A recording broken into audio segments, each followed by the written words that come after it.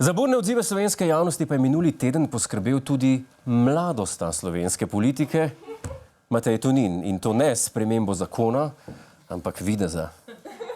Potem, ko je po prevzemu stranke od Ljudmile Novak poskrbel za odmevno stilsko preobrazbo, brez očal, zato pa z novim zobnim aparatom, je sinoči dobesedno zažgal Twitter. Ne, pomirite se. Brez skrbi, predsednik Nove Slovenije ni dobesedno zažgal Twitter, tako se samo reče. Po novem dobesedno ne pomeni več dobesedno, ampak metaforično. Recimo, tako sem se najedel, da me je dobesedno razneslo. Če se nekaj dobesedno zgodi, se temu po novem reče domnevno. Recimo, Alenka Bratušek je domnevno kršila etični kodeks. In s kakšno stilsko preobrazbo je gospod Tonin tokrat domnevno prišel v novice? V oddaji Studio City je na javni televiziji voditelju Marcelu Štefančiču pojasnjeval aktualne politične odnose med levico in desnico. A so bile njegove besede, kot kaže, manj odmevne kot njegov manjkajoči zob, ki je zmotil celo Natašo Pirc Musar. Ja. Povsem razumljivo je, da je ljudi zanimalo, kaj točno se je zgodilo. Ko priješ v oddajo pojasnjevati odnose med levico in desnico brez enega zoba, človek se vpraša, kaj se tle dogaja, da se situacija res ni zaostrila. Da slučajno levica in desnica po novem ne rešujejo svojih zapletov s pravimi desnicami in levicami. Če prije naslednji teden Kordiš v oddajo z berglami, vemo, kaj je.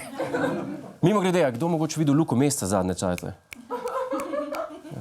V glavnem, Toninov manjkajoči zob pa seveda odpira polno novih vprašanj. Naprimer, ali je za njega prejel kaj denarja od zobne miške, ali pa ni dobil nič, ker k njemu hodijo samo cerkvene miši.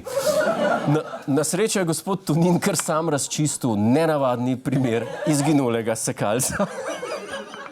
Trudim se urediti zobe, seveda me pa neverjetneje tisti, ki te stvari nosite, razumete, da nobena stvar ne gre čez noč. Ampak, če se pa ob tem zabavate, sem pa vesel, da vas nasmejim. Presrečno. Matej Tonin si torej ureja zobe. Ok. Zanimivo bo videti, kakšen bo videti, ko bojo zobje končani, oziroma po končani rekonstrukciji, tako rekoč.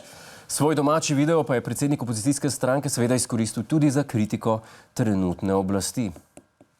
Zato sem si tudi nabavil zobni aparat, samoplačniško, ker je naše javno zdravstvo tako dobro. Matej Tonin je s tem videom izpadel simpatičen, hkrati pa je tudi pokazal zobe javnemu zdravstvu. Dobesedno.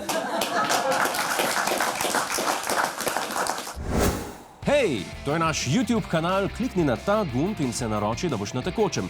Polagaj pa nas tudi na Facebooku in na Twitterju, pa na ulici, pa na kakšnem javnem WC-ju.